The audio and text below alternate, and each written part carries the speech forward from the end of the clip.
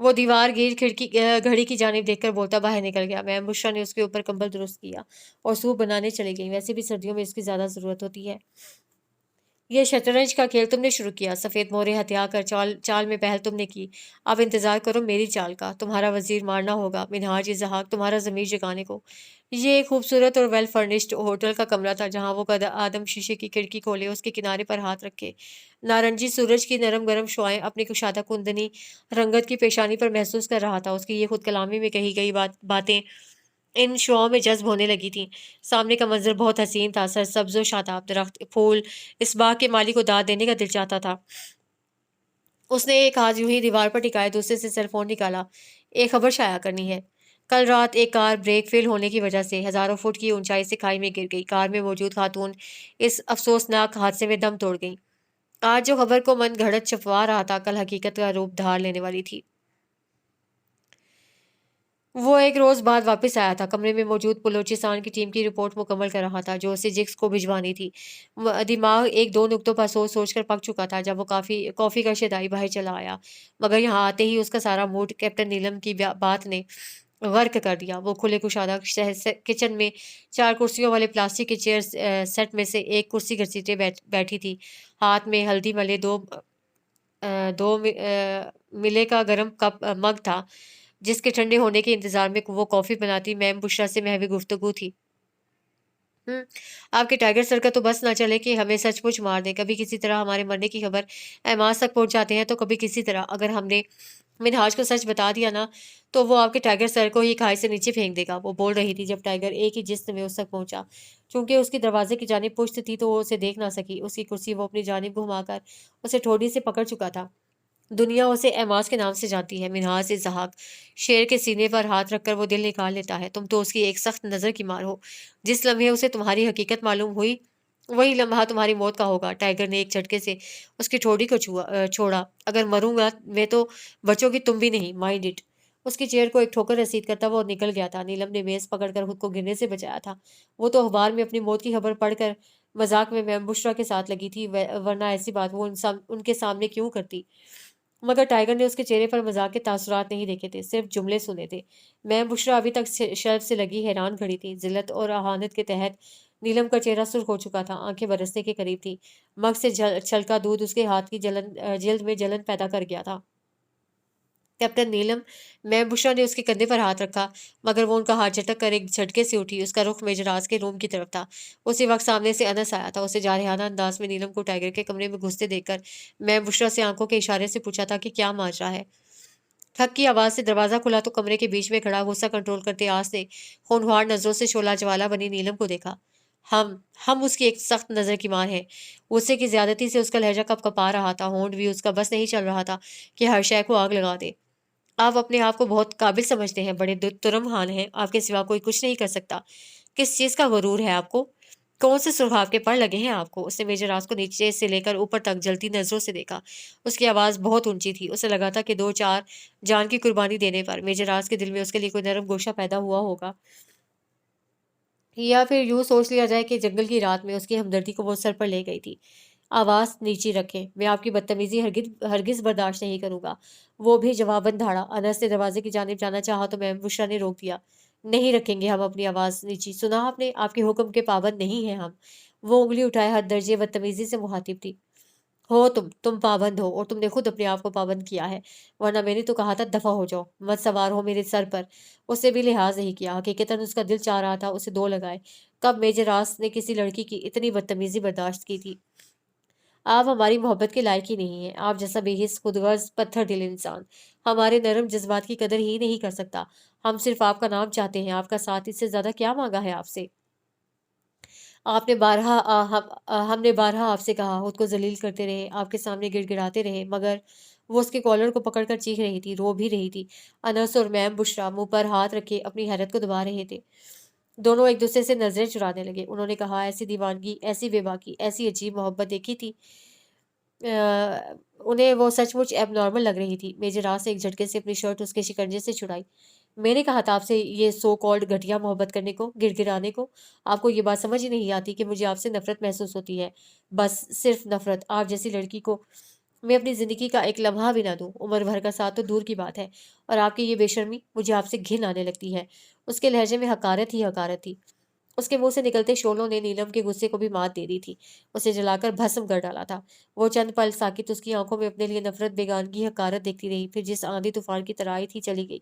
मेजराज sir थामे bed पर गिरने के अंदाज में बैठ गया। मैं बुशरा नीलम के पीछे लपकी थी जबकि अनस अंदर दाखिल हुआ था। कैप्टन नीलम, नीलम, वो उसके पीछे आ रही थी, जो अलमारी से एक चादर निकालकर उसे शानों पर डालती अपना हैंडबैग शोल्डर पर डाल रही थी। उसके ना थमने वाले आंसू बहे जा रहे थे। आंखें सुर्ख डोरों से सजी थी।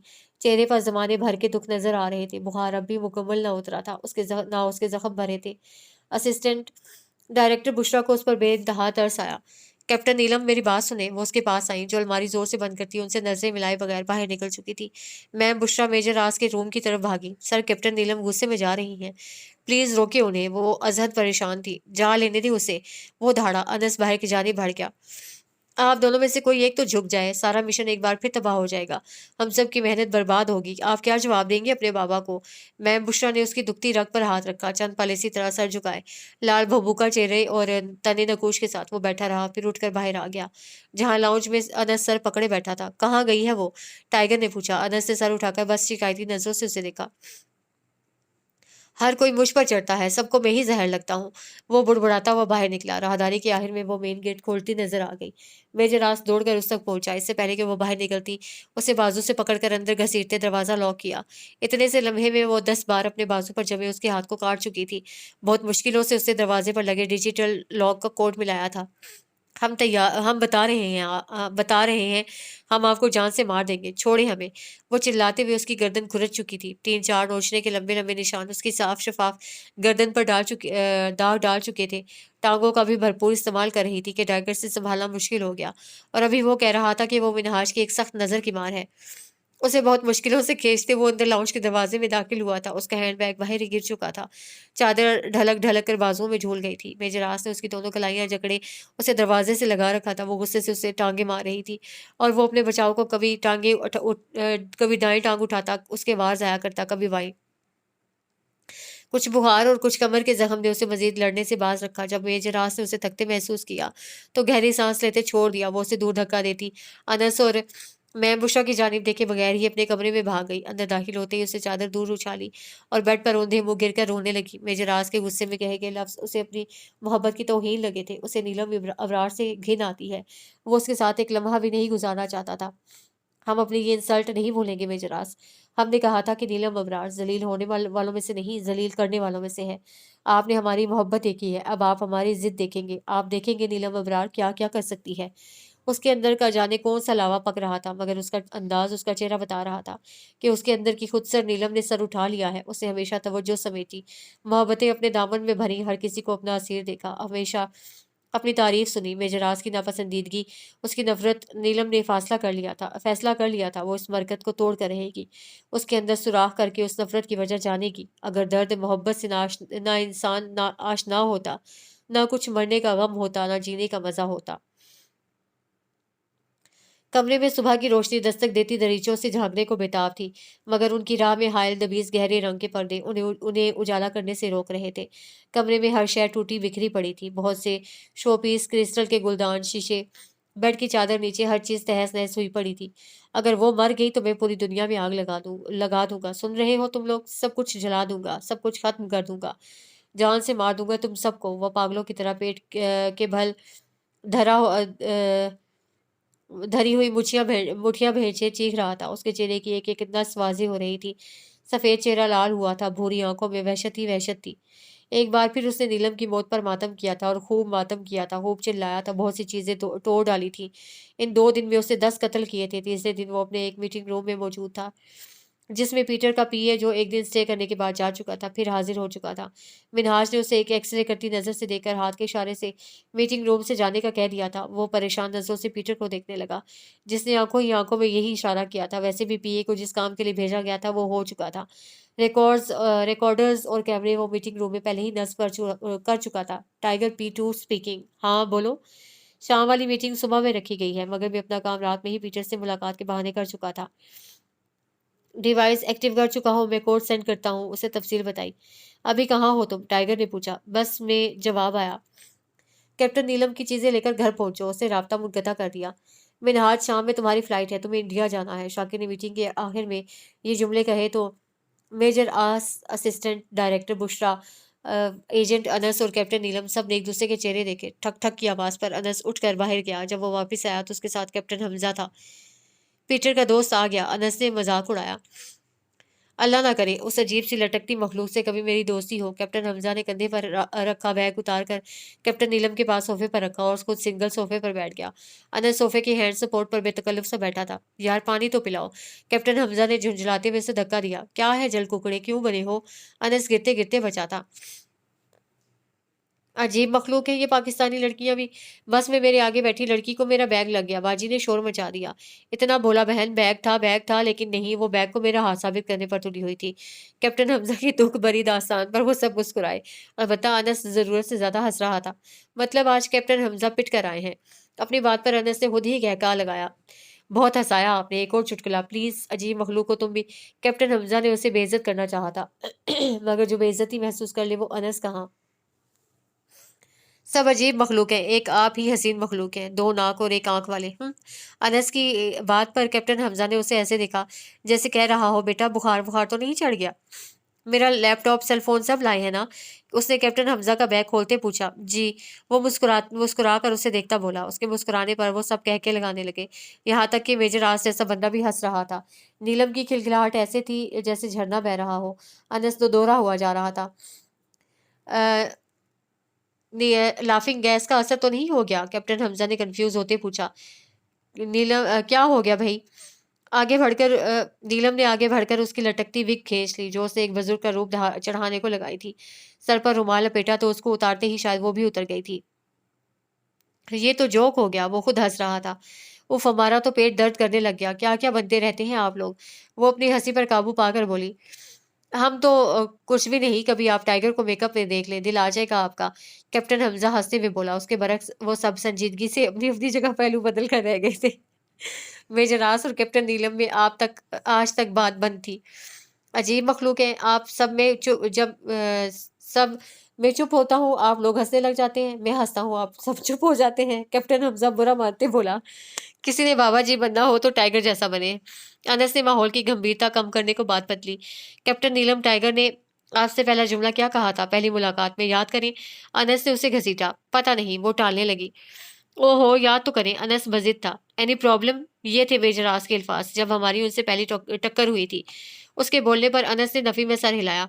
बाकी सब इन दोनों की गुफ्तगू सुन रहे थे। आस भी सोफे के हैंड सपोर्ट पर कोनी खड़ी किए और हथेली पर चेहरा टिकाए उन्हें ही देख रहा था। फिर नीलम ने पूछा, बेटा कोई बुजुर्ग घर पर है? अनस ने कहा तो नीलम की आंखें हैरत से खिल गई। बाबा जलाल? दोनों हाथ मुंह पर रख के वो चीखी तो सब हंस दिए। कितने बड़े धोखेबाज हैं आप। उसने सोफे पर पड़ा कुशन बेतकल्लुफी से मेजर राज को मारा तो चंद पल तो वो हैरत ज़दा ही रह गया। नीलम भी अपनी हरकत पर जिस नजर आई। यार अनस, कॉफी प्लीज। कब कैप्टन हमजा ने फरमाइश की तो सब अपने अपने कामों में मसरूफ हो गए। असलहे की स्मगलिंग में अब नेवी इन्वॉल्व हो चुकी थी। इस जानिब से उन्हें मुकम्मल सुकून मिल चुका था। एक तरह से ये मसला ही हल हो चुका था। बस उन्हें इंतजार था कि म्यूरिक का यहाँ आने का मकसद मालूम हो जाए, फिर ही उसकी गिरफ्तारी की जा सके। इमदाद बलोच ने बलूचिस्तान में अपनी कार्रवाइयां फिर से जारी कर दी थी, मगर इस बार उसके साथ मौजूद 60 लोगों के गिरोह में 50 फौज के अफराद थे। बलोच ने उन्हें नाराज बलोच तंजीमों के कारकुन ही समझा था। वो उसका भरोसा जीतने के लिए अदारे से हर तरह का रब्ता खत्म कर चुके थे। वो थे और इमदाद बलोच था। इसका मतलब दुश्मन को एक काउंटर इंटेलिजेंस एजेंसियां एक लफ्ज़ इस्तेमाल करती हैं के तौर पर आगे डिस इंफॉर्मेशन उसकी चाल में ही फंसा देना और एक कहते हैं उसके अंदर सेफ जोन भेजना। और इस तमाम खेल का एक खास हिस्सा और हसार होता है जिसे रहते रहते ये खेल खेलना होता है। इसमें अपनी आवाम और मुल्क की हिफाजत पहली शर्त है, जान से भी पहले। देश वतन हीरे की स्मगलिंग में मेजर आस और कैप्टन हमजा काम कर रहे थे। कैप्टन हमजा नीलम की ट्रेनिंग से भी पहले पीटर के साथ काम करके उसका भरोसा जीतने में कामयाब हो चुका था, जिसे अब वो अपनी पोस्ट पर रख रहा था और खुद डी की पोस्ट पर विराजमान हो गया था। उसके उनके चंद साथी अफगानिस्तान और दुबई के ज़रिए भारत पहुँच गए थे ताकि वहाँ मिनहाज-ए-ज़हाँ की कार्रवाइयों पर नज़र रख सकें। वो अभी एयरपोर्ट से आया था। कैप्टन हमज़ा ने उन सब के पासपोर्ट्स की फ़ोटोग्राफ्स भेज दी थी, जो हीरे की स्मगलिंग में मुलविस थे। जाने कैसे-कैसे तरीकों से वो ये काम सर अंजाम देते थे। मेजर राज ने एयरपोर्ट के सारे अमले को एतमाद में लेकर उन तक सारी बात पहुँचाई, पुलिस को भी घसीट लिया। नतीजतन 7 अफराद 4 दिनों में हीरे की स्मगलिंग में पकड़े गए थे। इतने हीरे थे उनके पास कि सिक्योरिटी का अमला शुशदर रह गया और हैरत की बात जब एक अंग्रेज़ औरत के पास से चेकिंग के दौरान $2 मिलियन के हीरे बरामद हुए। एक शख्स ने सफेद पट्टी के अंदर हीरो की थैली छुपाई थी तो चंद ने निहायत शर्मनाक तरीके अपनाए थे कि उन्हें चेकिंग के लिए एक्सरेज की जरूरत पड़ी थी। कैप्टन नीलम कहाँ है? टाइगर अभी आया था। अंदर लाउंज में अनस बैठा था और मैम बुशरा उनका ज्यादा काम खत्म हो चुका था। वो दोनों ही कुछ फुर्सत से थे। उसने इन पूरे 2 हफ्तों में पहली बार नीलम के मुतालिक पूछा था। वैसे भी वो अपने मिशन की मसरूफियत में इस झगड़े को भूल चुका था, मगर नीलम अबरार बहुत जिद्दी थी। मैम बुशरा प्लीज आप उसे बुला देंगी? उसने जैकेट उतारी, टोपी उतारकर मुड़े बाल सीधे किए, ग्लव्स उतारे, मोजे उतारे, पिस्टल निकाला, शूजों में से तेज धारी चाकू, बंदूक की गोलियां, गले में पहनी चेन उतारी, उस जिसमें बुलेट फोल्डिंग नाइफ थी। अनस उससे गौर से देख रहा था। क्या है, क्यों घूर रहे हो? टाइगर ने शूज उठाकर सोफे के साइड पर रखे और 3 सीटेड सोफे पर गिरने के अंदाज में ढह गया। अनस सिंगल सोफे पर बैठा था। मैं सोचता हूँ तुम लोग जंगलियों की तरह लड़ते हो। ट्रेनिंग कैसे दे दी तुमने इस लड़की को? अनस दोनों कोहनियां सोफे के आराम दे सपोर्ट्स पर रखे हाथों को जोड़े उनके ट्रायंगल्स में से टाइगर को झांकता बोला, मुझे कहीं से नहीं लगा कि मैंने 18 साल की लड़की को ट्रेनिंग दी है। ऐसा लग रहा था कि 2 साल की बच्ची को गोद ले लिया है। उसे आइसक्रीम खिलाओ और छोटी छोटी बात पर शाबाश दो। उसके साथ कैरम खेलो, उसकी उल्टी सीधी बातें खामोशी से सुनो, उसकी हर बच्चों वाली जिद पूरी करो, खाने में नखरे उठाओ, पैकरोनी बनाकर दो, गलती वो करे मगर सॉरी भी आप करो। और फिर सुनने को मिलता है कि हम आपसे मोहब्बत करते हैं, ऐसे करते हैं मोहब्बत। वो शायद बेध्यानी में मजीद बोल देता, जब अनस के कहके ने उसे अपने जुमले पर गौर करने पर मजबूर किया। उफ क्या मुसीबत है! उसने झुलाते हुए कुशन अनस के सर पर मारा और अपने कमरे की तरफ बढ़ गया। जब दरवाजे की ओट में नीलम नजर आई, छुप छुप कर किसी की बातें सुनना निहायत ही गैर इखलाकी हरकत है। उसने रुक कर कहा। नजरें सामने थी। नीलम सीधी दीवार से लगी थी। उसका आधा चेहरा भारी बाजू पर मौजूद उभरी नसें नीलम की नजरों में थी। वो उससे 3-4 कदमों के फासले पर था। उसके पसीने की महक नीलम तक पहुंच रही थी। मिनहाज इस जहाँ का कीमती परफ्यूम भी उस महक का मुकाबला नहीं कर सकता था। मैं फ्रेश होकर आता हूँ, तब तक आप ऊपर प्रैक्टिस रूम में आ जाए, अपना रिवॉल्वर लेती आइएगा। वो इसी अंदाज में खड़ा अपनी बात मुकम्मल करके चला गया। उसकी चौड़ी पुश्त नीलम की नजरों में थी। 3-4 दिन की मुसलसल मेहनत ने उसकी आंखें दुखा दी थी, मगर इस बार अपनी तजलील नहीं भूलने वाली थी। उसने खुद से अहद बांध लिया था कि मेजर राज के अल्फाज उसके मुंह पर मारेगी। उसकी मोहब्बत की बहुत तौहीन कर दी उसने। एक लम्हा वो उसे पूरी जिंदगी के लिए अपने साथ बांध लेगी। वो समझती मोहब्बत एक दूसरे का साथ। एक हफ्ता भारत और दूसरा अमेरिका गुजारकर वो आज पाकिस्तान पहुंचा था। नीलम की मौजूदगी ने उसे इतना बेखुद कर दिया था कि वो अपने सारे काम पेंडिंग पर डालता रहा था। उसने अपनी कितनी गैर मुल्की पार्टियां खत्म कर दी थी, मगर अब वो फिर से सारे काम शुरू कर चुका था। उसके पीछे लगे एजेंट्स उसकी तमाम खबरें मेजरास तक पहुंचा रहे थे और मेजरास ऑफिशियल्स तक वहां से दूसरे मुल्क की फौज को मुतल्ला किया जाता कि ये गैंग आपके गैर कानूनी काम कर रहे हैं, स्मगलिंग कर रहे हैं। एक बड़े दर्जे पर उनका मिशन पहुंच चुका था। दूसरी अफवाज भी उसमें शामिल हो चुकी थी। जब फौज शामिल हुई तो सियासी लीडर्स अलर्ट हो गए और मिनहाज के पुश्तपनाही करते एक सियासतदान ने उसे मुतल्ला किया कि कैसे पाकिस्तान की बड़ी फौज उसके खिलाफ दूसरी अफवाज को भी इस्तेमाल कर रही है और गैर मुल्की तमाम गैंग्स अब बिक चुके हैं। उनके तमाम राज पाक फौज और उस मुल्क की फौज के पास जा चुके हैं जिसमें मिनहाज की इन्वॉल्वमेंट की भी निशानदेही की जा रही है। दुबई, अफ्रीका और सऊदीया इंटरनेशनल एयरपोर्ट पर एक टाइगर नामी शख्स ने बहुत से पासपोर्ट्स भेजे जिनका बॉडी एक्सरे किया गया और एक बड़े पैमाने पर हीरे की स्मगलिंग रोक दी गई। हर जगह से पीटर का नाम सामने आ रहा है और फौज जानती है कि पीटर किसके लिए काम करता है। एसबी बिलाल, मैंने तुम्हें कोई काम कहा था। वो सन बात लेने के लिए लॉन में स्विमिंग पूल के पास आरामदेह अंदाज में लेटा था। सर, मैं उस लड़की को कहाँ से ढूंढूं सर? वो हमेशा गुम हो जाती है। सर, मेरी माने तो मान ले के वो वो खामोश हुआ तो मिनहाज ने की नरम आवाज उभरी। अपनी बीवी प्यारी है, सुना है बड़े प्यारे बच्चे हैं तुम्हारे। इस नरमी में पोशीदा पैगाम एसपी बिलाल अच्छे से जानता था। सॉरी सर, मैं ट्राई कर रहा हूँ। वो मिनमिनाया। मुझे कोशिश नहीं, नतीजा चाहिए। सुना तुमने? कॉल कैंसिल कर दी। पीटर तेज तेज कदम उठाता लॉन की तरफ आया। सर, सर वो आईएसआई का एजेंट ही है। उसने हमारे बंदे को बेहोश करके एक ठिकाने पर रखा हुआ। उस बंदे के पास हीरो की स्मगलिंग के बहुत से राज हैं। पीटर ने इतला दी थी कि शिकार का पता बताया था। वो फौरन उठ खड़ा हुआ। गाड़ियां निकालो, मैं चेंज करके आता हूँ, वो बुलंद आवाज में कहता निकल गया। वो कब की रूम में खड़ी उसका इंतजार कर रही थी। फिर प्रैक्टिस करने लगी। राइफल उठाकर वो सामने टारगेट को देखने लगी। ठा तुम पाबंद हो, तुमने खुद अपने आप को पाबंद किया है, वरना मैंने तो कहा था दफा हो जाओ, मत सवार हो मेरे सर पर। ठा तुम तो उसकी एक सख्त नजर की मार हो। जिस लम्हे उसे तुम्हारी हकीकत मालूम हुई, वही लम्हा तुम्हारी मौत होगा। ठा मैंने कहा था आपसे ये घटिया सो कॉल्ड मोहब्बत करने को। ठा आप जैसी लड़की को मैं अपनी जिंदगी का एक लम्हा ना दूं। ठा ठा ठा उसका दिमाग मेजर राज के गुस्से में कहे जुमलों में जकड़ा था। सामने लगे टारगेट बॉय के सीने में उसने बेतहाशा सुराख कर लिए थे। सबर सबर, माना आपका निशाना पक्का हो गया है, मगर इतनी बुलेट्स तो जाया ना करें। वो उसके पीछे मौजूद दरवाजे से अंदर आता बोला। अभी अभी बात लेकर निकला था, बालों का गीलापन हनूज बरकरार था। मैं मशीन गन चेक कर रही थी, पता नहीं इसे क्या हुआ है, चल नहीं रही। वो उसकी बात को नजरअंदाज करते संजीदा अंदाज में गोया हुई तो उसका ये नॉर्मल रवैया मेजर राज को हैरत में डाल गया। मैं चेक करता हूँ, वो मशीन गन टेबल से उठाता बोला। म्यूरिक ने जो 2 जासूस आजाद करवाने हैं वो कहाँ कैद हैं? वो एक आंख दबाते टारगेट पर राइफल सेट करते पूछ रही थी। उसका चेहरा राइफल की बिना पर छुपा हुआ था। मेजर रास इस सवाल का मकसद ना जान सका। आपका इससे क्या ताल्लुक? उसे ग्लव्स पहनते पूछा। मशीन गन बहुत भारी होती है, उसके लिए ये जरूरी था, मगर उसका हाथ जख्मी हाथ उसे ये पहनने पर मजबूर कर रहा था, वरना वो ऐसे ही चला लेता। M240B मशीन गन नहीं नहीं है ये जो आप इतने हिफाजती इकदाम कर रहे हैं। वो तपाने वाली मुस्कुराहट सजाए बोली। आप अपनी बात करें। वो गन उठा चुका था।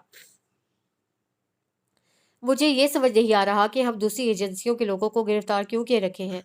देखिए, एक स्पाई अपने मुल्क का, अपनी कौम का मुहाफिज होता है, दियारे गैर में उनके लिए अपनी जान हथेली पर लिए घूम रहा होता है। वो तो अपना फर्ज पूरा कर रहा है ना, ये तो उसकी हुब्बुल वतनी है। तो, तो हम ये कहना चाह रहे हैं कि उसको सजाए मौत देना या सुनाना या दौरान मिशन मार देना सही अमल है? सवाल तो वो कर बैठी थी, मगर डर भी था कि कहीं वो इस हमदर्दी पर भड़क ही ना उठे। था मेजर रास ने मशीन गन नीचे करते उसके चेहरे की जानिब देखा, जो मेज से टेक लगाए उसे ही देख रही थी। ब्रिज ऑफ स्पाइस, क्या आपने ब्रिज ऑफ स्पाइस तो देखकर तो नहीं आई? उसका इत्मीनान काबिले दीद था। जी, वो हैरत ज़दा थी। कुछ ऐसे ही हमदर्दाना डायलॉग्स टॉम हैंक्स ने के भी हैं। एनीवेज, वो एक अफसानवी दुनिया है। आप हकीकत में वापस तशरीफ लाएं और अपनी हमदर्दियां फकीरों और बिल्ली के बच्चों तक ही महदूद रखें। आइंदा किसी मुल्क दुश्मन अनासिर या दहशतगर्द से हमदर्दी जताई तो सबसे पहली आपके सीने में मेजर रास की गोली उतरेगी। वो सफाकी से बोला। ये ठीक है। नीलम ने खुद को नॉर्मल जाहिर करना चाहा। वो उसे गन पकड़ा रहा था, साथ उसके चेहरे के उतार चढ़ाव पढ़ने की कोशिश भी जारी थी। वैसे आपने ये सवाल क्यों किया? वो नीलम भूल गई थी कि मेजर राज कोई नॉर्मल इंसान नहीं है, वो एक स्पाई है, एक एजेंट। वो बाल की खाल उतार के रख देने वालों में से था। इतनी आसानी से उसकी जान बख्शने वाला नहीं था। नीलम को अपना प्लान खतरे में नजर आने लगा। वो क्या? वैसे ही, मतलब हमारे एजेंट्स भी तो इंडिया गए हैं। इमदाद बलोच ने उन्हें अपने साथी बताया है, और भारत में रॉ के आला हुकाम ने उनका इस्तेमाल किया है। उनके साथ अपने आइंदा मंसूबे शेयर किए हैं। अगर उन्हें ज़रा सा भी शक गुजर गया तो वो उनका क्या हशर करेंगे। इसीलिए हमने सोचा इससे अच्छा है कि हम उनके जासूस छोड़ दिया करें और वो हमारे। उसने बहाना तलाशा। इस वक्त सर पर सिर्फ मेजर राज को तस्लीर करने का भूत सवार था। आप इतनी मासूम तो नहीं है जितनी मासूमाना आपकी बातें हैं। वो एक टांग आगे दूसरी को पीछे रखे एक और निशाना लगाते बोला। ठा अगर हम उन्हें छोड़ देंगे तो यहाँ। उससे करीब जाते नीलम के माथे पर उंगली रखी। स्टोर हमारे इरादे की हसास इंफॉर्मेशन लीक हो जाएगी, जो कि मुल्की खतरे का सबब बन सकती है, इसलिए हम ऐसा कुछ नहीं कर सकते। जान के बदले जान असूल है। अगर वो हमारी जमीन को बुरी निगाह से छुएंगे तो हम आंखें निकाल देंगे। उनकी भलाई इसमें हमारी अपनी जान क्यों ना दांव पर लग जाए। भारतीय जासूस बलूचिस्तान में तहरीबी कार्रवाइयां कर रहा है, हम उसे माफ कर दें? वो भी मिनहाज जितना ही कसूरवार है। मेजर राज ने उसे तफसीलन बताया था। वो और उसके गार्ड्स अंदर राहदारी से गुजर रहे थे। रात का अंधेरा बढ़ रहा था जब एक पुरसकून मगर खंडर नुमा इस जगह से में रोशनी पैदा हुई थी। वो कैप्टन हमजा था, जिसे पीटर का साथी होकर एमास प्लाजा में क्याम के दौरान ढेरों मुनाफा बख्श इंफॉर्मेशन इकट्ठी करके मेजर राज को दी थी। अब इस बंदे से उसने हीरे निकलवाने थे, मगर उसे पीटर की कॉल आ गई।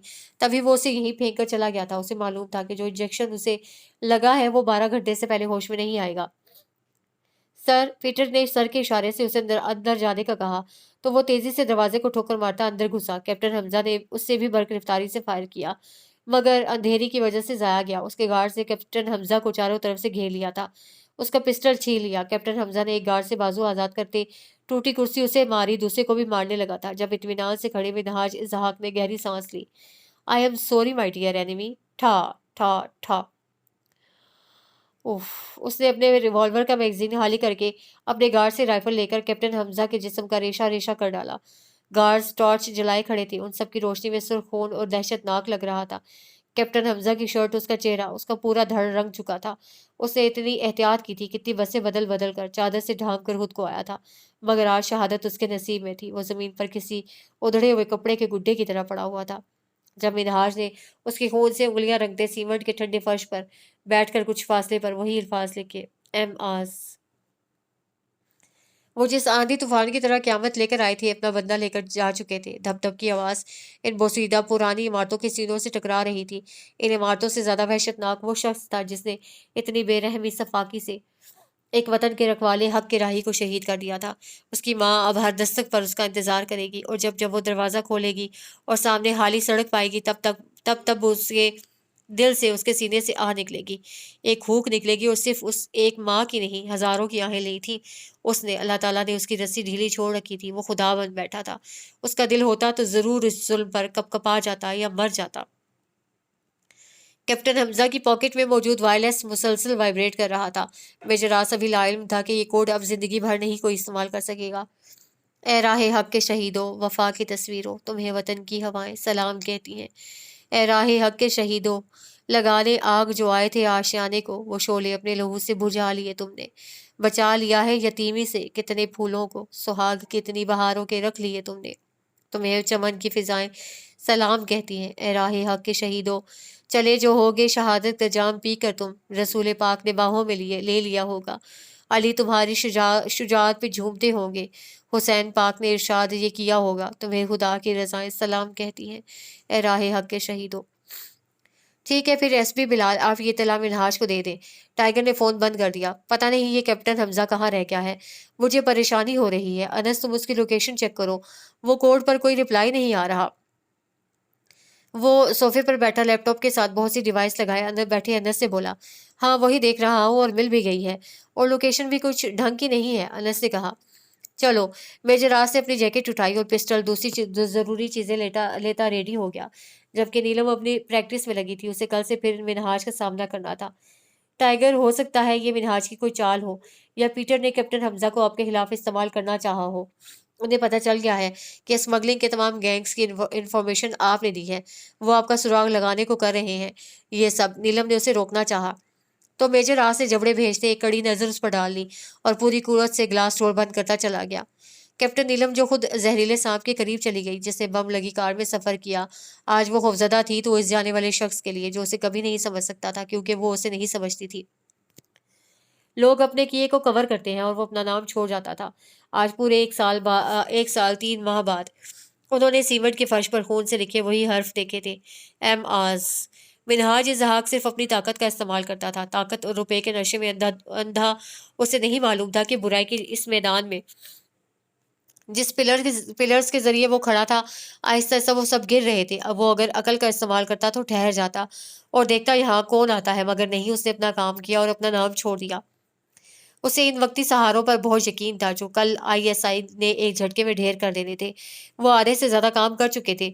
बस एक चीज दरकार थी, मिनहाज का रिकॉर्डर, जिसकी विनक उसके दाएं हाथ से बाएं हाथ को भी नहीं लगती थी। मेजर रास और अनस ने आगे बढ़कर इस लाश को देखा, जिसकी हालत देखने लायक ना थी। कलेजा मुंह को आ रहा था उनके लिए। आंखें पत्थर सर्द हो गई थी। कैप्टन हमजा, मेजर रास ने उसका गोलियों के सुराहों से भरा सर हाथ में उठाया तो खून की पिलपिलाहट से फैल गया।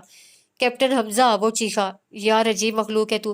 कह रहा था शाम को आऊंगा, हम चाय पर इंतजार कर रहे थे और तुम यहाँ हो। उठो यार, उठो। कैप्टन हमजा, उठो। अनस चिल्ला रहा था। उनके 2 साथी पहले भी शहीद हो चुके थे। गम सबका था, मगर कैप्टन हमजा के साथ एक तवील अरसे काम करना, इस जौली इंसान की बातें सुनना, हंसना, उन्हें लग रहा था कि वो उसके बगैर नहीं रह सकेंगे। उनसे ये लाश नहीं देखी जा रही थी। मेजर आस और अनस रो रहे थे, वो बहुत रो रहे थे, वो बेतहाशा रो रहे थे। इतनी दर्दनाक मौत क्यों? उसे मारना था ना, मार देता। 2 गोली जो गोलियाँ सीने में उतार देता कम से कम। आखिरी वक़्त उसकी माँ इस चेहरे को तो देख देख तो सकती, पहचान तो सकती। कैप्टन हमजा की मौत ने इन सबको एक बड़ा धचका पहुंचाया था। अजीब सी सोगवारी छाई हुई थी। कैप्टन नीलम ने आज जाना था, मगर उसकी हिम्मत नहीं हो रही थी। वो सब जनाजे से वापस आ चुके थे, मगर वो अब तक तैयार नहीं हुई थी। फिर मैम बुशरा ने उसे बहुत समझाया तो वो जाने को तैयार हुई। एक दूसरे इंसान का मास्क अपने ऊपर चढ़ाना कितना मुश्किल है, ये आज कैप्टन नीलम को पता चला था कि जो आप हकीकत में नहीं हो, उसकी अदाकारी करना कितना मुश्किल है। वो मेजर राज से बहुत मुख्तलिफ थी। उसके 100 चेहरे थे और वो एक के ऊपर दूसरा नहीं चढ़ा पा रही थी। मिनहाज शीशे के सामने खड़ा अपने कोट का वाहिद बटन बंद कर रहा था जब उसके दूसरे सेल फोन पर एसपी बिलाल का कॉलिंग जगमगाया। सर, वो लड़की मिल गई है, मैं एड्रेस सेंड कर रहा हूँ, यहाँ पहुंच जाएं। एसपी बिलाल ने उसे खुश कर दिया था। खुश तो वो पहले भी बहुत था, अब तो वो हद से ज्यादा ही खुश था। वो सेल फोन को कोट की पॉकेट में डालता तेजी से नीचे उतरा। एमास की एक एक चीज उसे खुशामदीद कहती महसूस हो रही थी। वो एसपी बिलाल की बताई गई लोकेशन पर पहुंच गया था। पीटर और उसके चार चार गार्ड्स साथ थे। ये एक सेमिनार में लगे एक स्टॉल पर वो एब्रॉड स्टडिंग के प्रोस्पेक्टस दे रही थी। जाने वाला हर शख्स उसके उसके इस्ट पर रुककर सॉरी उसके स्टॉल पर रुककर उस वो ले लेता था। कुछ उसे तरहम भरी नजरों से देख रहे थे तो कुछ उसके हुस्न को सराह रहे थे। मुड़कर उस शाहकार मुजस्मे को देखते जो किसी माहिर संग तराश के हाथों का जादू महसूस होता था। उसे देखकर चंद साने को एमास की सांसें तक रुक गई थी। पता नहीं उसमें कैसी कशिश थी, कैसा मगनातीसी सिलसिला था कि वो सामने आती थी और वो बेबस पुतला बन जाता था। दिल एकदम चाहता था कि आम लोगों में शुमार हो जाए, एक अलग दुनिया बसा ले। वो स्टॉल पर रुका और उंगलियां लकड़ी की सतह पर बिछे सफेद सिल्की कपड़े पर बजाई। उसे प्रोस्पेक्टस आगे बढ़ाया, जिसे थामने के चक्कर में वो उसके हाथ पर अपना हाथ रखता।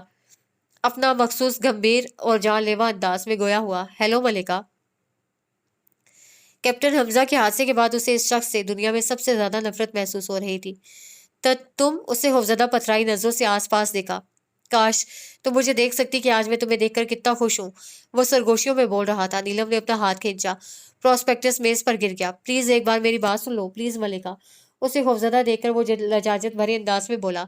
अनस भी एक अटेंडर की तरह वहां मौजूद था। गाहे बगाहे नीलम के पास खड़े मिनहाज को भी देख लेता। क्या चाहते हो तुम हमसे? वो प्लान के मुताबिक फौरन रोने लगी। सिर्फ कुछ वक्त, चलो नहीं तो मेरे गार्ड्स यहाँ फायरिंग शुरू कर देंगे। तुम मुझे जानती नहीं हो। उसे हिलते ना देखकर वो धमकियों पर उतर आया। नहीं, ऐसा नहीं करना, हम चलते हैं। वो घबराहट में अटक अटक कर बोल रही थी। मिनहाज के चेहरे पर फातिहाना मुस्कुराहट उभरी थी। वो मेज को टटोलती दूसरी मेज तक गई, वहां पर मौजूद लड़की से कुछ कहा और वापस आ गई। अगले ही लम्हे मिनहाज की प्राडो धूल उड़ाती एग्जीबिशन की पार्किंग से निकल गई। क्या बात करनी है तुमने हमसे? एमास प्लाजा के ड्राइंग रूम में बैठकर वो उंगलियां चटखाते बोली, जबकि उसके सामने वाले 3 सीटेड सोफे पर वो टांग पर टांग जमाए, एक हाथ सोफे की पुष्ट पर फैलाए, दूसरे से सिगार सुलगाता उसे देख रहा था। वो अपने अंधेपन का मुजाहरा करती साकित नजरों से सामने देख रही थी। ये एक बहुत मुश्किल काम था, मिनहाज इस जहाक जैसे बंदे के सामने बैठकर उसे नजरअंदाज करना। अगर तुम देख सकती तो कभी मुझे तुम कहकर मुखातिब नहीं करती। वो सिगार झाड़ने को मेज पर पड़ी एश ट्रे पर झुका, नजरें हनूज उसी पर थी। तुम भूल रहे हो, हम तुम्हें पहले देख चुके हैं और आज जिस हाल में है तुम्हारी वजह से है। हम तुम्हें कभी माफ नहीं करेंगे। वो भड़की। मैं माफी मांगूंगा तो माफ करोगे ना? उसने एक और कहका लगाया। मैं चाहता हूं कि अब हम खुलकर एक दूसरे के सामने आ ही जाएं। वो खड़ा हुआ और उसके सामने मेज पर बैठकर बराह रास्त उसकी आंखों में देखने लगा। अगर तुम्हें किसी ने मुझे ट्रैप करने को भेजा है तो बता दो। मुझे कायनात की कसम कुछ नहीं कहूंगा। तुम्हें ये हाथ टूट जाए अगर तुम्हारा बाल भी छेड़ा मैंने। वो ठहर ठहर कर गोया था। मान रुका। उनकी गुफ्तगू सुनते का कॉफी के घूंट भरता बेचरास भी रुक चुका। और अगर तुमने आज झूठ बोला तो जिस दिन मुझे तुम्हारी हकीकत मालूम हुई, कसम है कायनात की, तुम्हारा खून बहाए बगैर तुम्हें नहीं बख्शूंगा।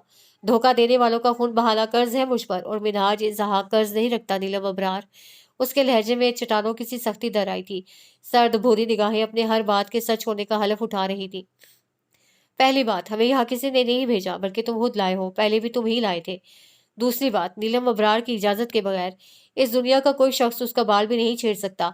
उसने भी सूद समेत जवाब उसके मुंह पर मारा। मिनहाज के उनावी होंठ मुस्कुराए थे। नीलम के होंठ के पास बैठा स्याह तिल अचानक ही उसकी नजरों में आया था। यही एक फर्क था उसमें और जुई में। तुम जैसी लड़की मैंने अपनी पूरी जिंदगी में नहीं देखी। सच सच बताओ, इसी दुनिया की हो? कहाँ से चुराती हो इतने बहादुर अल्फाज, और कहाँ से लाती हो चेहरे पर इतनी मासूमियत? वो उसके तपे तपे चेहरे को देख रहा था।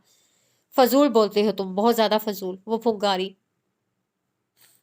तुम एतराफ कर चुकी हो कि तुम जो हो वही हकीकत हो। तो मैं भी एतराफ करना चाहता हूँ कि मैं तुम्हें हर वक्त हर लम्हा अपने सामने रखना चाहता हूँ, अपने पास। वो मेज पर बैठा आगे को झुका, दोनों हाथों को एक दूसरे में पैवस्त किए उसे देख रहा था। और हम तुमसे दूर जाना चाहते हैं, बहुत दूर, वो नागवारी से बोली। फिर तुम अपने मकसद में कैसे कामयाब होगी मलिका? उसने नीलम को फिर सुलगाया। तुम हमें अपने पास भी रखना चाहते हो, शक भी करते हो, क्या गेम खेल रहे हो? वो तलखी से पूछ रही थी। मिनहाज सीधा हो बैठा, गहरा सांस लिया और उसका हाथ खींचकर अपनी चौड़ी हथेली में कैद कर लिया। नीलम इस लम्हे के लिए तैयार नहीं थी। हैरत से मुंह खुल गया। देखो मलिका, तुम छोड़ दो ये सब, कुछ नहीं रखा इसमें, कुछ नहीं रखा। अगर मेरे खिलाफ कोई सबूत तुम्हें मिल भी गया तो भी फौज मेरा कुछ नहीं बिगाड़ सकेगी। मेरी जड़ें बहुत मजबूत हैं। तुम भी हाँ वहाँ अपनी जान पर जुल्म ना करो। आज जिनके लिए ये कर रही हो, कल यही लोग तुम्हें घर से बाहर रहने वाली बद किरदार लड़की कहेंगे। ये दुनिया बहुत जालिम है, बहुत ज्यादा। तुम बहुत मासूम हो, बहुत प्यारी हो, मत करो अपने ऊपर ये सितम। मैं तुम्हें बचाऊंगा, कोई तुम्हारा कुछ नहीं बिगाड़ सकेगा। तुम मेरे पास मैं बहुत महफूज रहोगी, हर चीज है मेरे पास। हुस्न, दौलत, ताकत, मोहब्बत, सब कुछ है तुम्हारे लिए।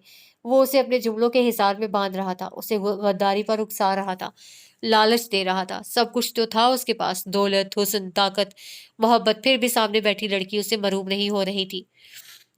एक ही बात बार बार, अगर तुम्हें इतनी ही इनसिक्योरिटी है हमसे तो दूर रहो हमसे। हम खुद चलकर नहीं आए कभी भी तुम्हारे पास। हम खुद तंग हैं, बेजार हैं तुमसे।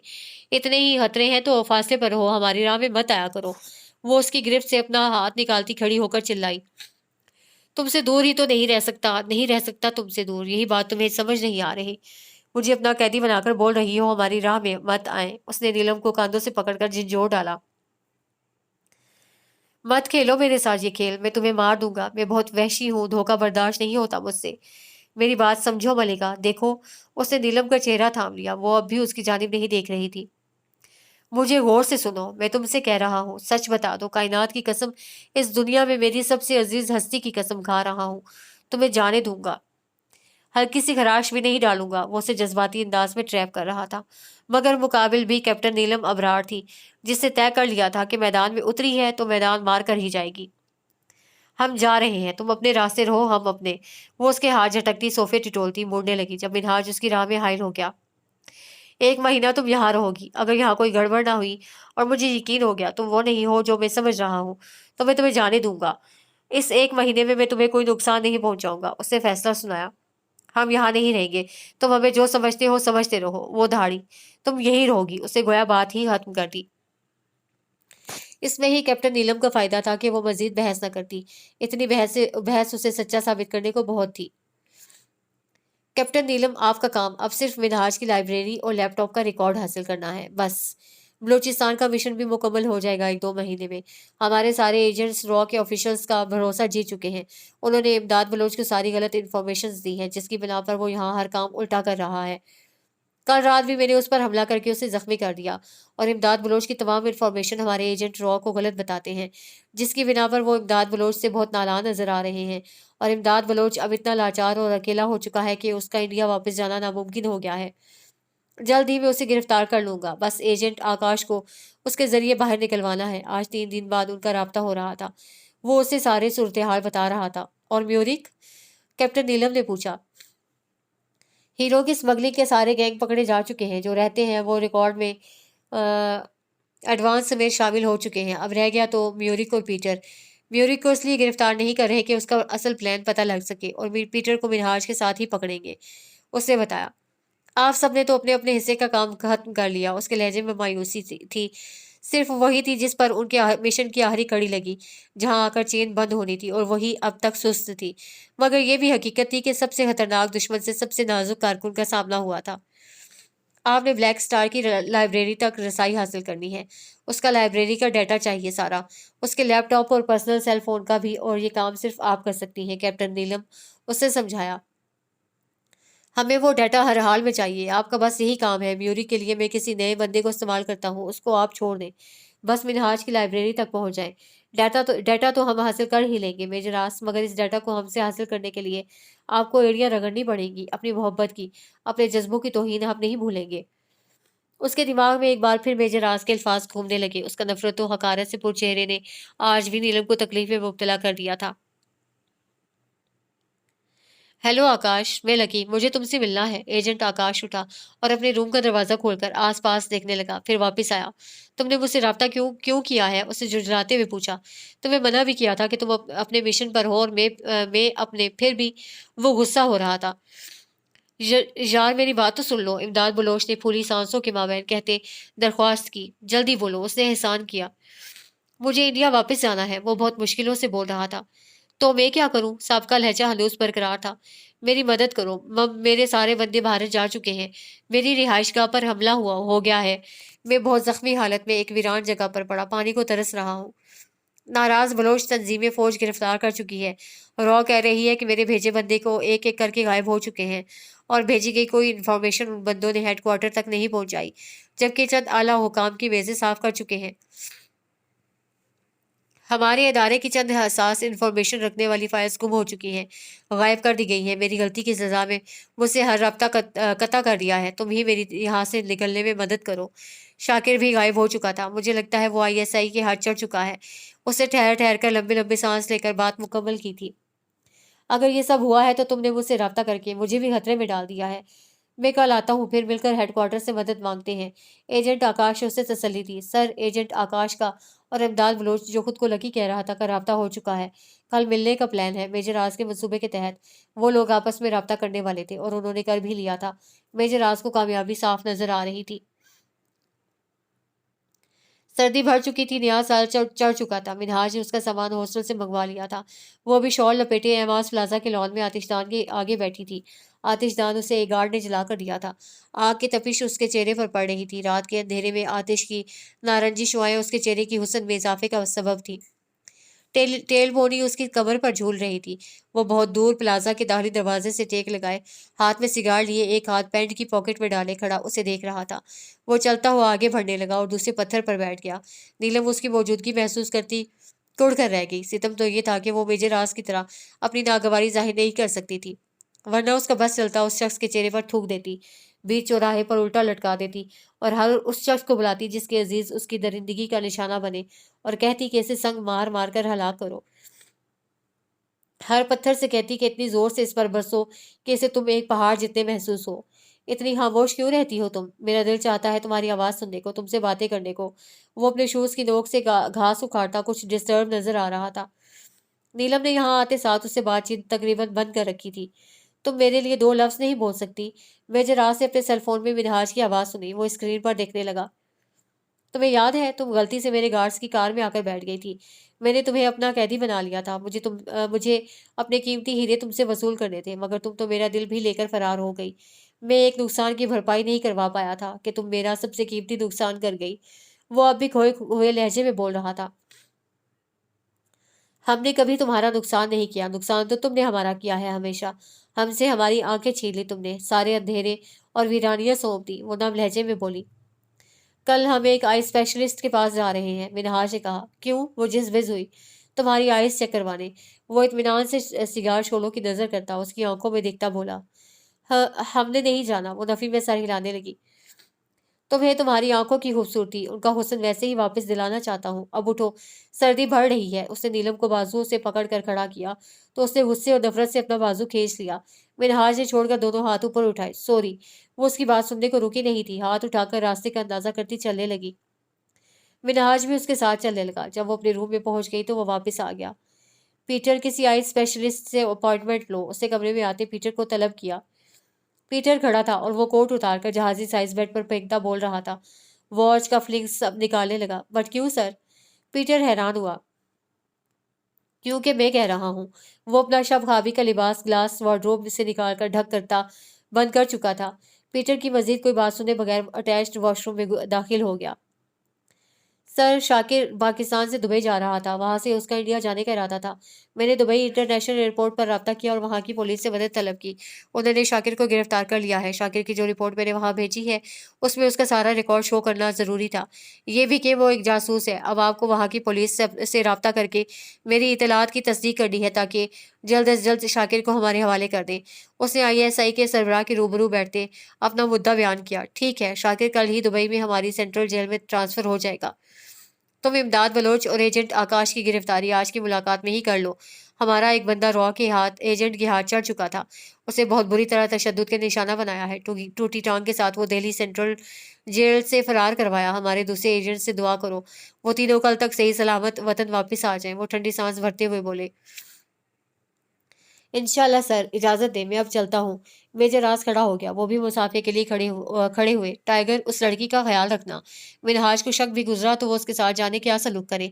अब वो अपना सेल फोन और कार की चाबियां मेज से उठा रहा था जब वो बोले। उसने महज सर हिला दिया। म्यूरी के लैपटॉप डेटा को डिकोड करने, पासवर्ड्स क्रैक करने, स्क्रिप्ट के थ्रू हैक करने में उसे काफ़ी दिन लगे थे। ये काम वो एमास प्लाजा में रात के वक्त वॉशरूम में घुसकर कर रही होती थी। तो मेजर आस लोगों के पास अपने कमरे में बंद होकर इतना कीमती और हसास डेटा था। उसने बहुत मुश्किल से उसे डिकोड किया था। उसकी कोडिंग करने वाले शख्स की सलाहियत को तस्लीम न करना उसके साथ सरासर जुल्म होगा। इस डेटा में वो सारा मंसूबा था जिसके तहत उसे अपने दो साथी लाहौर सेंट्रल जेल से आज़ाद करवाने थे। वो उसका पूरा प्लान पढ़ने लगी। वो बाकायदा एक सुरंग बना रहे थे उनको निकालने के लिए, जिसके मुकम्मल होने में हफ्ता रह गया था। म्यूरी की और भी बहुत हसास और कीमती इंफॉर्मेशन उसमें मौजूद थी, जिसने नीलम की टांगें कपकपाने पर मजबूर कर दी। सर्दी से उसका जिस्म अकड़ रहा था। टाइल्स से सजा फर्श यख ठंडा हो रहा था। वे जरात समझते हैं कि हम कुछ नहीं कर सकते। अब देखिए हमने क्या-क्या कर डाला है। वो इन फाइल्स को अपनी मेमोरी स्टिक में स्टोर कर रही थी। खुशी उसके चेहरे को गुलनार किए दे रही थी। उसने अपना काम मुकम्मल किया। रात के 2:30 बज रहे थे। 3-4 दिन में उसकी तरफ से कोई गड़बड़ ना पाकर वो सब कुछ मुतमईन थे। जब चौथे दिन उसने फिर एमास प्लाजा को रिकॉर्डर और कैमरों से सजा डाला। कैप्टन नीलम, इन सबको उतार दें। एमास को पहले ही शक है आप पर। इससे हम मुसीबत में ना फंस जाएं। वो कॉरिडोर में लगी एक पेंटिंग में स्पाई कैमरा अटैच कर रही थी जब उसके ईयरपीस में मेजर राज की आवाज़ उभरी। ओके। बगैर किसी बहस के उसने तमाम लगाए गए कैमरे उतार दिए और मेजर राज से रब्ता भी मुनक़ता कर दिया। अब उसे अपने प्लान का एक खास हिस्सा मुकम्मल करना था। उसने म्यूरी के कमरे में झांका। वो आज क्लब गया था तो उसका कमरा कैप्टन नीलम को खाली मिला था। उससे पहले ही पता था कि रूम फ्री है। अंदर दाखिल होकर उसने ऑडियो लिसनिंग बग डिवाइस एक बेड के ड्रॉर के शीशे पर पड़े शोपीस में छुपा दी। तो दूसरी सोफों के दरमियान एक अलमारी के पास कमरा बहुत बड़ा था, इसीलिए 3 डिवाइस इस्तेमाल करनी पड़ी। स्पाई कैमरे भी उसने लगा दिए थे और अब अपने कमरे की जानिब जा रही थी जब आगे चलता एक गार्ड दिखाई दिया। नीलम पिलर की ओट में हो गई। वो चौंकता हुआ मुड़ा और पिलर्स के करीब आया। उसने नीलम को देखा तो नीलम ने एक मुक्का उसकी आंख पर इतने जोर से मारा कि वो बिलबिलाकर गिर पड़ा। इससे पहले कि उसके मुँह से कोई आवाज़ निकलती, नीलम ने उसकी गर्दन और सीने के दरमियान प्रेशर पॉइंट को दबाया। बड़ा, हमारी चाकरी करने। टाइगर ने ट्रेन किया है हमें, इतनी आसानी से तुम्हारे हाथ नहीं आने लगे। वो उसके बेहोश वजूद से मुखातिब थी। मैंने कभी किसी की जान नहीं ली, लेकिन जो किसी और की जान ली, किसी न किसी ने तो फिर इसकी जान लेनी है ना। देखो तुम्हें हम छोड़ देंगे तो फौज पकड़ लेगी, जेल में डालेगी और फिर सजाए मौत। आखिर को उस दरिंदे के कहने पर तुमने भी तो बहुत से लोगों को मारा होगा। नीलम उसके पास पंजों के बल बैठी थी। उसने मास्क पहन रखा था, ब्लैक पैंट और ब्लैक ही टी शर्ट, ताकि दिखने वाला उसे लड़का ही समझे। सॉरी, मैं कोई रिस्क नहीं ले सकती। उसने इंजेक्शन भरना शुरू किया, उसके सिरिंज की जानिब देखा और गार्ड के बाजू में में लगा दिया। फिर उसे अपने रूम में घसीटते लाई और बैल्कनी के पास रुक गई। तुम लोगों ने हज़ारों लाखों लोगों के घर बर्बाद किए हैं, हमारे वतन के खिलाफ दूसरे मुल्कों में अफवाहें फैलाई हैं, हमारे मुहाफ़िज़ों पर ज़ुल्म ढाए हैं। कातिल हो तुम लोग, हज़ारों कैप्टन हमज़ा के, लाखों नन्ही मासूम बेगुनाह जानों के। वो नफ़रत से बोल रही थी। नीचे खड़े एक गार्ड की नज़र नीलम के कमरे की बैल्कनी में खड़े एक गार्ड पर पड़ी, जो कभी दाएं जानिब लुढ़कता, कभी बाएं जानिब, और यकदम उसे धक्का दिया और वो ऊंचाई से ज़मीन पर आ गिरा। बदहवास बिखरे बालों वाली नीलम अब गार्ड को नजर आई थी। अगले ही लम्हे एमाज प्लाजा में भगदड़ मच गई थी। नीलम भी चीख चिल्ला रही थी। चेंज वो पहले ही कर चुकी थी। अब पुरशिकन लिबास में मौजूद थी। दोनों टांगे जोड़े, उनके गिर्द हाथ बांधे, उनमें सर दिए, वो बिलक बिलक कर रो रही थी। पूरे कमरे का हुलिया बिगड़ा हुआ था। मिनहाज इज़हाक जब उसके कमरे में पहुंचा तो वेल फर्निश्ड खूबसूरत डेकोरेटेड रूम का ये हशर देखकर वो दंग रह गया। उसने नीलम को गठरी बने देखा, स्लीपिंग गाउन में नंगे पैर मुंतशिर भूरे बालों और नींद के नशे में डोलती आंखों समेत वो उसकी जानिब बढ़ गया। मलिका, रो क्यों रही हो?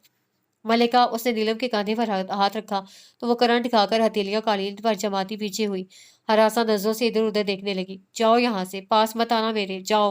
वो हिज़्यानी अंदाज में चीख रही थी, अपने बालों में उंगलियां फंसाकर रोने लगी। वो उठा, बालकनी से नीचे झांका, फिर पीछे खड़े गार्ड्स की फौज को होनहार नजरों से देखा। कौन आया था यहाँ? मरे हुए थे तुम सब। उसकी हिम्मत कैसे हुई अंदर आने की? वो इन सब के झुके सर देखकर चिल्ला रहा था। उसने एक गार्ड के हाथ से राइफल छीनी। ये खिलौना है, देखने के लिए दिया है तुम लोगों को। उसने राइफल गुस्से से उसके सर पर मारी। वो पीछे की जानिब गिरा। दफा हो जाओ तुम यहाँ से। वो धाड़ा, और तुम्हें मैं बाद में पूछता हूँ। वो पीटर को खा जाने वाली नजरों से देखता बोला, जो अभी अंदर दाखिल हुआ था। सब चले गए, कमरा खाली हो गया। वो उसके पास आया और दोनों बाजुओं से पकड़कर बेड पर बिठाया। वो हिचकियों से रो रही थी। मलिका, रिलैक्स में हूँ, यहाँ अब कोई नहीं आएगा। उसने नीलम को पानी का गिलास समाया। वो घटाघट पी गई। इस वक्त मेजर आस होता तो उसकी अदाकारी देखकर अशश का उठता। वो कंफर्टर लेकर लेट गई। मिनहाज एक कुर्सी खींचकर उसके बेड से फासले पर बैठ गया। नीलम की हालत उसे कहीं से अदाकारी नहीं लग रही थी। वो सो चुकी थी। मिनहाज कुर्सी की पुश्त से टेक लगाए छत का इंटीरियर देख रहा था, मगर सोचे कहीं दूर उलझी थी। भूरी भूरी आंखों में नींद का खुमार पूरे तुमतराक से बराजमान था। उसे पुरसकून अंदाज में लेटी नीलम को देखा, जो उसकी जानिब पुश्त किए हुए थी। उसके बाल और बायां कान उसे नजर आ रहा था। कान में नन्ही सी बाली पड़ी थी। वो कुर्सी घसीट कर आगे हुआ, उसके छोटे से कान में मौजूद चमकती बाली को हल्के से अपनी उंगली की पोरों से छुआ। मेरे लिए हर धड़कन तुम्हारे लिए गजल लिखती है। इस आवाज ने आंखें मूंदे लेटी नीलम के पूरे जिस्म में बर्फ सी पैदा कर दी। पता नहीं इन अल्फाज से वो क्यों घबरा जाती थी। उसने बेड की चादर को मजबूती से अपनी मुट्ठी में भेज लिया। वो हाथ भी हटा चुका था, लाइट ऑफ करके जा भी चुका था, मगर उसकी आवाज यहाँ रह गई थी। नीलम ने कमरे के अंधेरे को एक नजर देखा और उठकर बैठ गई। एक गिलास पानी भरकर पिया, पसीना पोंछा, दिल की घबराहट कम न हुई। उसने अपना वायरलेस उठाया और होंठ कंबल के अंदर करके आंखें बाहर निकाली। होठों के करीब वायरलेस ले जाकर उसने मेजर राज को रिंग दी, मगर दूसरी जानिब से जवाब नहीं आ रहा था। एक बार फिर ट्राई किया, मगर बेसुध। हमें जब जब आपकी जरूरत पड़ी है तब तब आपने हमारी आवाज पर ध्यान नहीं दिया। हमने आज रात बहुत याद किया मेजर राज। वो बेड क्राउन से टेक लगाकर बैठ गई। किसी गैर के घर गैर बिस्तर पर उसे नींद कहाँ आनी थी। वो मेजर रास और अनस के साथ रही थी, सुकून से सोती थी, मगर यहाँ उसकी रातें जाग जाग कर करती थी। वो बस उसी डिश को खाती जिससे मिनहाज लुकमा ले चुका होता। उसकी नींद, उसकी भूख कितने दिनों से पूरी नहीं हुई थी। दिल भरा रहा था। पूरी रात फिर वो अपने घर को, अपनी आपी को, अपने बाबा को, दादों की डांट को, मेजर रास की बेगानगी को याद करती रही थी। भूख से पेट में बल पड़ रहे थे, चूंकि मिनहाज दिन का खाना नहीं खाता था और रात में मीटिंग से खाकर आया था तो उसे भी नहीं खाया था। क्या भरोसा, जहर डालकर दे देते या बेहोश करने को कुछ डाल देते। उसे पानी पी पी कर रात गुजारी।